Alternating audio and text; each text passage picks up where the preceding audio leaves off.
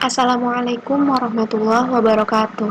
Perkenalkan, saya Salsabila Ayuni, NPM 1917051048, saya dari kelas A. Pada kesempatan kali ini akan mempresentasikan ujian akhir semester pada mata kuliah Desain dan Analisis Algoritma tahun 2021. Nah, yang pertama ini ada materi yang ke-8, yaitu Big O Notation and Time Complexity. Di sini ada 4 pokok bahasan yang akan saya jelaskan. Yang pertama, konsep dasar. Konsep dasar yang menunjukkan bahwa waktu berjalan suatu fungsi bertambah seiring dengan bertambahnya ukuran input. Time complexity sendiri adalah seberapa lama waktu yang diperlukan untuk menjalankan suatu algoritma.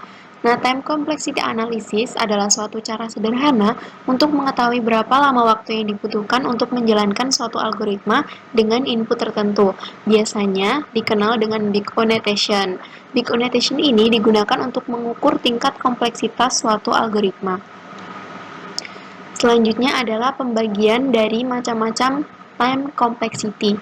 Di sini ada beberapa, di antaranya adalah Big O1 atau constant time, lalu ada Big On atau linear time, N kuadrat, quadratic time, dan N log N atau logarithmic time. Nah, ini adalah penjabarannya.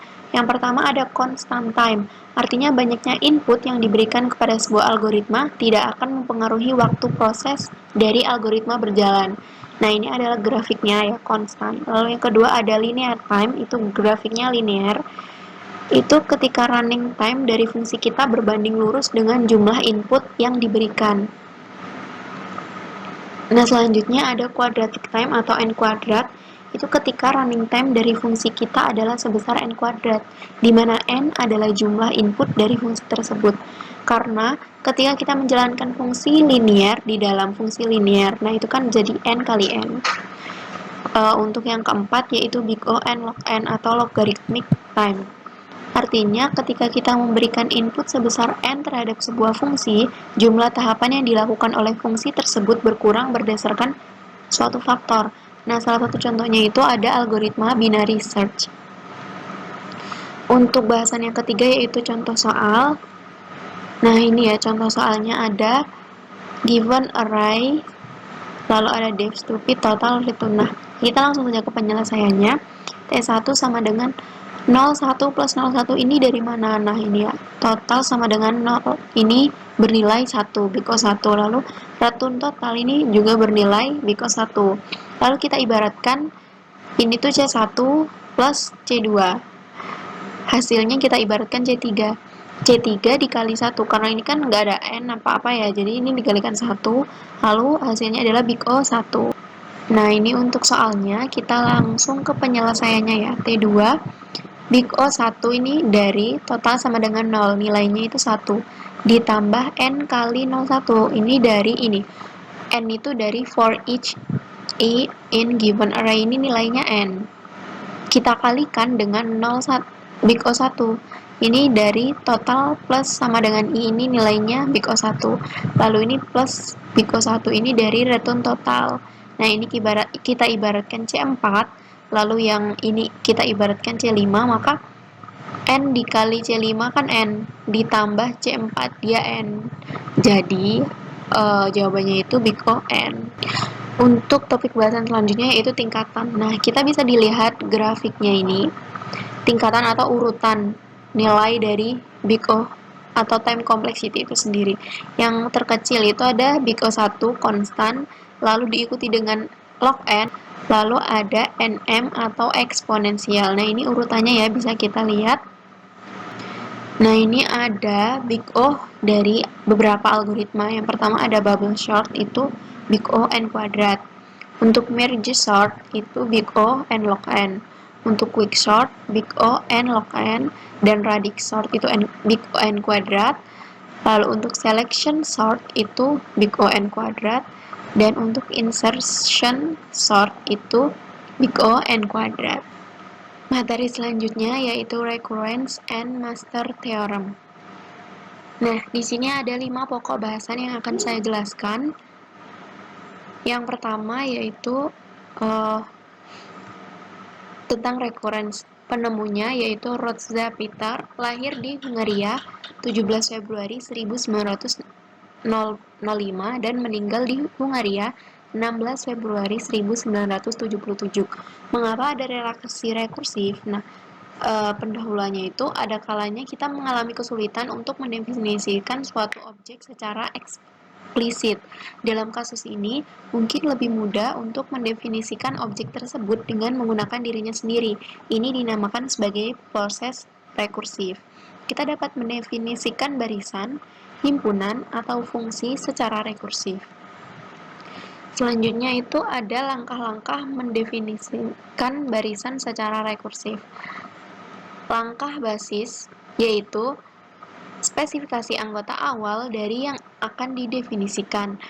Yang kedua ada langkah rekursif, yaitu berikan aturan untuk membangun anggota baru dari anggota yang telah ada. Nah, selanjutnya itu relasi rekursif atau recurrence. Relasi rekursif untuk barisan AN adalah persamaan yang menyatakan AN dalam satu atau lebih bentuk A0, A1, dan seterusnya sampai AN-1 untuk semua N dengan N lebih dari N0, di mana N0 itu bilangan bulat non-negatif ya, jadi tidak boleh bernilai negatif. Lalu, barisan AN tersebut dikatakan sebagai solusi dari relasi recurrence ini apabila AN memenuhi relasi rekursif itu sendiri. Nah, selanjutnya ini ada contoh soal. Contoh barisan yang didefinisikan secara rekursif. Berikut definisi rekursif dari A, N sama dengan R kuadrat N. Dengan R adalah anggota bilangan bulat, dan R tidak sama dengan 0, dan N itu bilangan bulat positif. Nah, untuk penyelesaiannya, jika misalkan itu N sama dengan 0, maka kan A dari rumus A N sama dengan Rn ini kan kita inputkan. Jadi untuk A0 itu R pangkat 0 sama dengan 1. Nah, jika N sama dengan 1, maka A1 itu R pangkat 1 sama dengan R. Begitu seterusnya sampai N sama dengan dan seterusnya gitu. Nah, jadi solusi definisikan A0 sama dengan R0 itu kan sama dengan 1 ya ini tadi. Dan AN plus 1 sama dengan R kali AN. Untuk N-nya itu bisa 0 sampai sekian gitu. Jadi ini ya. Nah, selanjutnya untuk contoh fungsi yang didefinisikan secara rekursif. Misalkan ini ada untuk fungsi 0 itu sama dengan 3. Lalu fungsi n plus 1 sama dengan 2fn plus 3. Maka f kan f0 tadi sama dengan 3 ya. Nah, ini kita coba f1. Maka kan 2f0 karena kan ini ya f-nya 1 plus 3 sama dengan 2 kali 9 plus 3 sama dengan 18 plus 3 sama dengan 21. Nah, selanjutnya dan seterusnya kita bisa inputkan F ini F2 apa F3 gitu dan seterusnya. Nah, untuk pokok bahasan yang ketiga yaitu metode penyelesaian relasi rekursif. Itu ada 3. Yang pertama ada metode substitusi dengan cara membuat tebakan terhadap solusinya. Kemudian tebakan tersebut dibuktikan dengan induksi matematika. Yang kedua adalah metode pohon rekursif dengan cara mengubah bentuk rekursif menjadi bentuk penjumlahan kemudian diselesaikan. Yang ketiga ada metode master digunakan untuk menyelesaikan persamaan rekursif dengan bentuk Tn sama dengan ATN per B tutup kurung plus F kali N. Nah, selanjutnya saya akan menjelaskan tentang master theorem. Master theorem sendiri ini menyediakan semacam cookbook untuk menyelesaikan persamaan rekursif dalam bentuk Tn sama dengan AT kali N per B ditambah F kali N dengan A itu lebih dari 1 dan B lebih dari sama dengan 1 dan B lebih dari 1 adalah konstanta dengan Fn adalah fungsi yang secara asimptotik positif. Nah, dalam metode master, Perlu diingat 3 kasus, namun sesudahnya bentuk-bentuk rekursif dapat diselesaikan dengan mudah. 3 kasus diantaranya itu adalah ini ya, bisa dilihat. Ini ada 3 kasus. Selanjutnya kita ke contoh soal. Nah, kita bisa pakai salah satu kasus ini nanti. Nah, contoh soalnya itu Tn big, big O-nya apa gitu ya. Jika Tn sama dengan 7T N per 2 plus N kuadrat. Kita langsung ke penyelesaiannya, ke solusinya. A-nya ini sama dengan 7. Dari persamaan ini, dari bentuk itu. A sama dengan 7, B sama dengan 2, Fn sama dengan N kuadrat. Lalu N kuadrat log 2, 7 dikali N pangkat 2 log 7 sama dengan N pangkat ini ya, 2803 sekian. Sesuai dengan kasus 1. Kasus 1 ini, nah ini ya, kasus 1. Materi algoritma divide and conquer. Nah, di sini ada 5 pokok bahasan yang akan saya bahas. Yang pertama ada konsep dasarnya sendiri. Divide and conquer merupakan algoritma yang berprinsip memecah-mecah permasalahan yang terlalu besar menjadi bagian yang kecil sehingga lebih mudah untuk diselesaikan. Objek permasalahan meliputi masukan input atau intents yang berukuran N seperti tabel atau larik, matriks, eksponen, dan lain-lain. Itu tergantung pada jenis permasalahan yang akan diselesaikan nanti. Nah, selanjutnya ada langkah umum. Divide itu membagi masalah menjadi beberapa masalah yang memiliki kemiripan dengan masalah semula, namun berukuran lebih kecil. Idealnya itu berukuran hampir sama gitu. Untuk conquer sendiri itu memecah atau menyelesaikan masing-masing upah masalah secara rekursif. Tadi kan udah dibagi. Nah, selanjutnya itu ada combine, itu menggabungkan solusi masalah masing-masing upah masalah sehingga menjadi solusi masalah semula gitu kan. Selanjutnya skema. Nah, ini skemanya bisa dilihat ya. Ini untuk keterangannya, small itu fungsi yang mengirim boolean, menentukan apakah ukuran telah cukup kecil sehingga solusi dapat diperoleh. Ini ya, smallnya. Untuk divide itu fungsi membagi menjadi 2 bagian pada posisi K. Biasanya bagian berukuran sama. Untuk combine sendiri adalah fungsi menggabungkan solusi X dan Y pada submasalah. Selanjutnya saya akan menjelaskan tentang binary search. Binary search atau pencarian biner dapat dilakukan jika data sudah dalam keadaan urut. Dengan kata lain, apabila data belum dalam keadaan urut, pencarian biner tidak dapat dilakukan. Dalam kehidupan sehari-hari, sebenarnya kita juga masih sering menggunakan pencarian biner. Misalnya nih, saat ingin mencari suatu kata dalam sebuah kamus. Selanjutnya, topik bahasan yang terakhir yaitu merge sort. Contoh algoritma divide and conquer adalah pada merge sort. Merge sort seperti namanya, merupakan algoritma yang dirancang untuk melakukan pengurutan terhadap sekumpulan bilangan. Ide utama dari merge sort ini sama dengan algoritma perhitungan total yang telah kita lakukan sebelumnya, yaitu membagi-bagikan keseluruhan list menjadi komponen kecil dan kemudian mengurutkan komponen tersebut dan menggunakannya kembali menjadi sebuah list besar. Nah, ini ada cara kerja merge sort pada array. Yang pertama divide membagi array. Nah, ini misalkan array-nya itu A, P, sekian R menjadi 2 sub array. Ada A, P, Q, dan A, Q plus 1 sampai R gitu. Dengan nilai Q adalah nilai tengah antara P dan R. Kan dibagi. Lalu untuk conquer, nah ini kita juga bisa dilihat ya, yang gambar di sebelah kanan ini. Conquer itu secara rekursif urutkan 2 subarray untuk array P kali Q dan array Q plus 1 sampai R. Selanjutnya untuk combine itu gabungkan dua sub-array yang sudah terurut untuk menghasilkan sebuah array yang terurut. Itu untuk proses yang terakhir. Nah, coba kita lihat ya. Ini kan ada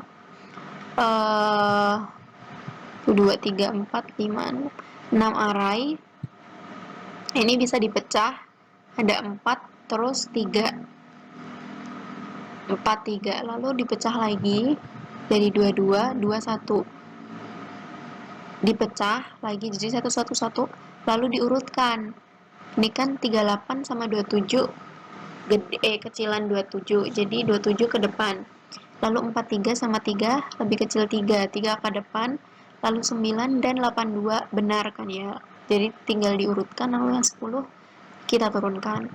Nah, keempat ini diurutkan lagi. Dari 4 ini kan 3 paling kecil, maju. Lalu 27, lalu 38, lalu 43. Begitu pula dengan yang di sisi kanan. 9, 82, 10. Berarti kan paling kecil 9 dulu. Kita taruh di paling kiri. Lalu disusul dengan 10 di sebelah kanannya. Dan 82 di sebelah kanan lagi. Nah, selanjutnya dari dua sub array ini kita jadikan satu dan harus terurut gitu. Dimulai dari 3, lalu kita lihat lagi. Nah, 9 kita taruh sebelah sini gitu dan seterusnya sampai yang paling besar yaitu 82. Nah, ini untuk pseudocode pada merge sort. Bisa dilihat proses merge seperti proses penggabungan dua buah kumpulan kartu yang sudah terurut. Kita tidak perlu membandingkan keseluruhan kartu, tetapi hanya membandingkan kartu terkecil pada masing-masing kelompoknya. Kompleksitas proses merge adalah big O(n). Materi yang ke-13 yaitu Dynamic Programming (MCM). Di sini ada 5 pokok bahasan yang akan kita bahas. Yang pertama, konsep dasar. Program dinamis atau dynamic programming merupakan metode pemecahan masalah dengan cara menguraikan solusi menjadi sekumpulan langkah atau step atau tahapan stage sedemikian sehingga solusi dari persoalan dapat dipandang dari serangkaian keputusan yang saling berkaitan. Jika teknik divide and conquer generalisasinya adalah independen pada submasalah, sedangkan teknik DP ini generalisasinya adalah dependen pada submasalah. Nah, submasalah pada teknik dynamic programming ini saling tergantung satu sama lain, sehingga dalam artian submasalah pada teknik dynamic programming ini saling mengerti solusi dari submasalah yang lain. Jadi, apapun solusi yang optimal tidak masalah. Selanjutnya, karakteristik. Optimization problem menemukan solusi dengan nilai optimal, maksimal, atau minimal. Karakteristik dari optimization problem itu yang pertama ada fungsi objektif, kendala, solusi yang layak, dan solusi optimal. Nah, ini lanjutannya. Yang pertama, persoalan dapat dibagi menjadi beberapa tahap atau stage yang pada setiap tahap hanya diambil satu keputusan. Masing-masing tahap terdiri dari sejumlah status atau state yang berhubungan dengan tahap tersebut. Graf multitahap atau multi-stage graph. Tiap simpul di dalam graf tersebut menyatakan status, sedangkan V1, V2, dan seterusnya menyatakan tahap. Nah, ini ya. V-nya ini menyatakan tahap, sedangkan yang simpul-simpul ini menyatakan status. Hasil dari keputusan yang diambil pada setiap tahap ditransformasikan dari status yang bersangkutan ke status berikutnya pada tahap berikutnya. Lalu ongkos atau cost pada suatu tahap meningkat secara teratur steadily dengan bertambahnya jumlah tahapan. Ongkos pada suatu tahap bergantung pada ongkos tahap-tahap yang sudah berjalan dan ongkos pada tahap tersebut. Keputusan terbaik pada suatu tahap bersifat independen terhadap keputusan yang dilakukan pada tahap sebelumnya.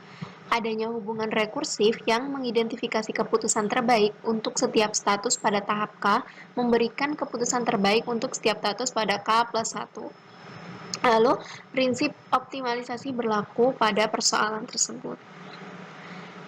Nah, selanjutnya kita akan mencari fungsi utama kasus. MCM ini.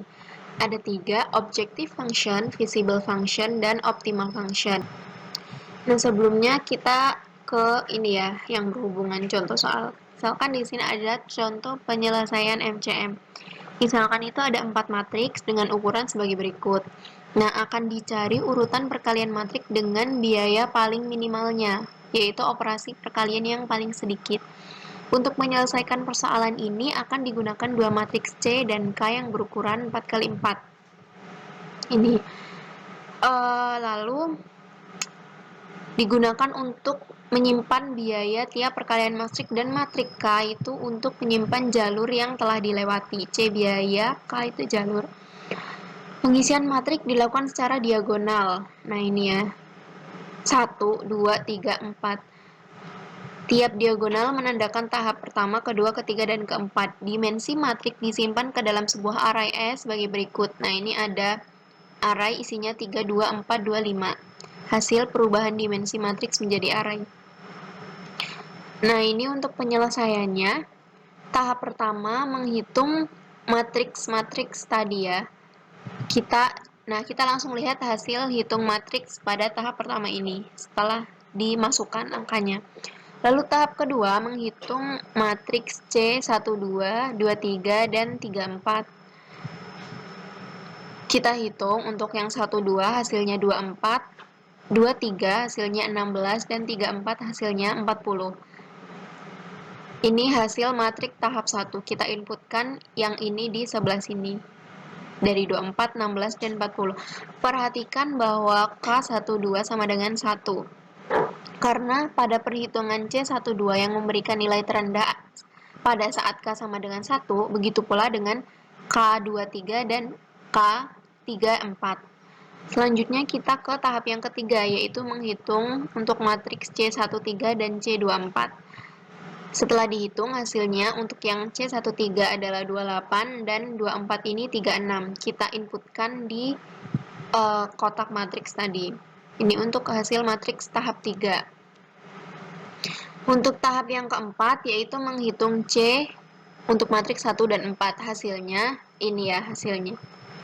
Lalu kita inputkan 58 dan ini hasilnya. K14 menandakan pada perkalian matriks A sampai AI akan dipisahkan oleh tanda kurung, dan seterusnya sebagai berikut. Hasil ini dapat diperoleh dengan menggunakan grafnya ini. Dengan tiap daun menandakan matriks secara individual. Untuk langkah-langkah step pengembangan algoritma program dinamis. Yang pertama, karakteristik struktur solusi optimal. Yang kedua, definisikan secara rekursif nilai solusi optimal. Yang ketiga, hitung nilai solusi optimal secara maju atau mundur. Dan yang keempat, konstruksi solusi optimal.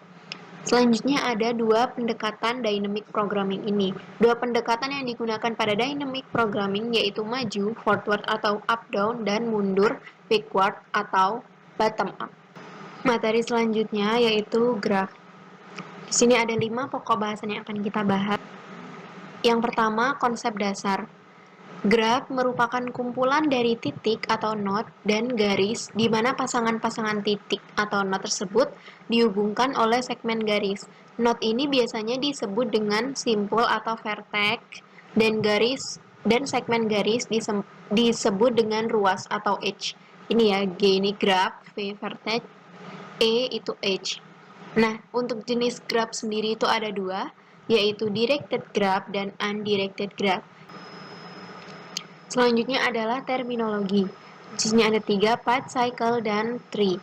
Untuk path, ini path of length 4. Ini contohnya ya, I, untuk I, C, F, G, H. Atau A, B. Ini untuk length 1. Selanjutnya untuk cycle. Cycle itu dia membentuk cycle gitu. Misalkan ini, I, C, F, G, I. Kita lihat di ini gambarnya I, C, F, G kembali ke I. Jadi dia membentuk cycle gitu kalau cycle. Untuk tree sendiri dia tidak membentuk cycle tapi dia banyak gitu bercabang-cabang. Tapi tidak membentuk cycle. Nah, selanjutnya ada algoritma Kruskal. Pada algoritma Kruskal ini, data harus diurutkan dulu berdasarkan dari sisi dari bobot yang terkecil ke terbesar. Jadi untuk membuatnya itu diurutkan dari bobot yang terkecil terlebih dahulu. Selanjutnya penentuan sisi yang terpilih didasarkan pada urutan bobot tersebut. Jadi diurutkan dari yang terkecil ke terbesar. Sisi dengan bobot sama dapat dipilih secara bersamaan atau dipilih sebagian secara bersembarang dengan syarat tidak terjadi sirkuit di antara sisi-sisi tersebut. Itu apabila ada bobot yang sama dalam sebuah masalah. Selanjutnya ada MST, masalah pada grafik yang diselesaikan menggunakan algoritma. Pohon merentang atau spanning tree. Pohon merentang adalah graf yang diperoleh dengan memutus sirkuit dengan cara menghilangkan beberapa sisi di dalam graf awal tanpa mengurangi jumlah sirkuitnya. Ini ya misalnya. Untuk yang terakhir yaitu aplikasi graf. Beberapa aplikasi graf, misalnya lintasan terpendek atau shortcut path, graf berbobot, weighted graph. Lintasan terpendek merupakan lintasan yang memiliki total bobot minimum. Contoh aplikasinya yaitu menentukan jarak terpendek atau waktu tempuh tersingkat atau ongkos termurah antara dua buah kota. Lalu ada menentukan waktu tersingkat pengiriman pesan atau message antara dua buah terminal pada jaringan komputer. Nah, lintasan terpendek contoh uraian soal lintasan terpendek nih. Diberikan graf berbobot, vertex edge, dan sebuah simpul. A. Tentukan lintasan terpendek dari A ke setiap simpul lainnya di graf. Asumsi yang kita buat adalah bahwa semua sisi bobot itu positif. Nah, kita langsung ke penyelesaiannya ya. Ini ada grafnya.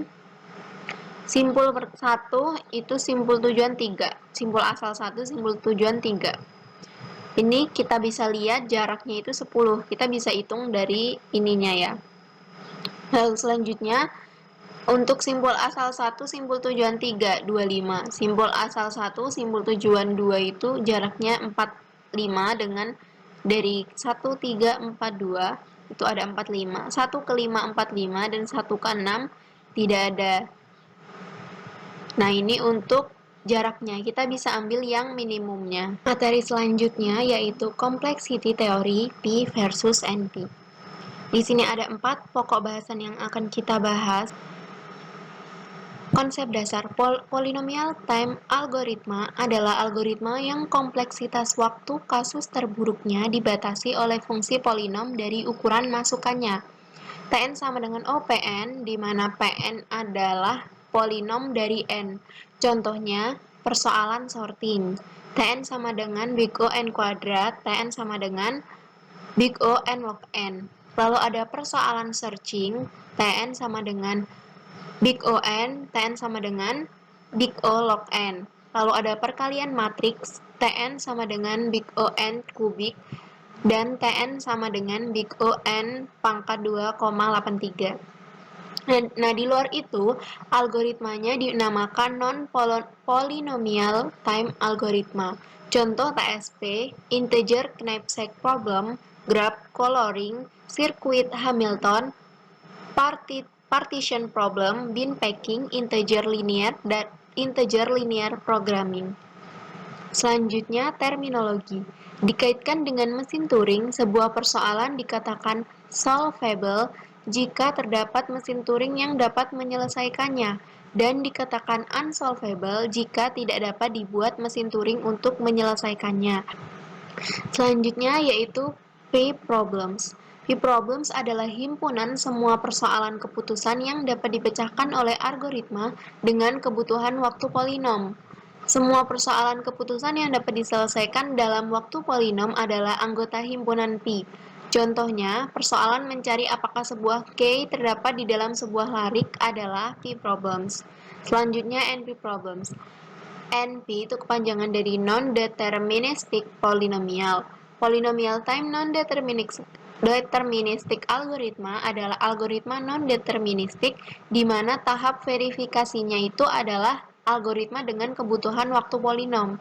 NP problems ini merupakan himpunan persoalan keputusan yang dapat diselesaikan oleh algoritma non-deterministik dalam waktu polinom. Nah, demikianlah penjelasan dari saya untuk memenuhi ujian akhir semester. Apabila ada salah kata, saya mohon maaf. Kepada Allah saya mohon ampun. Wassalamualaikum warahmatullahi wabarakatuh.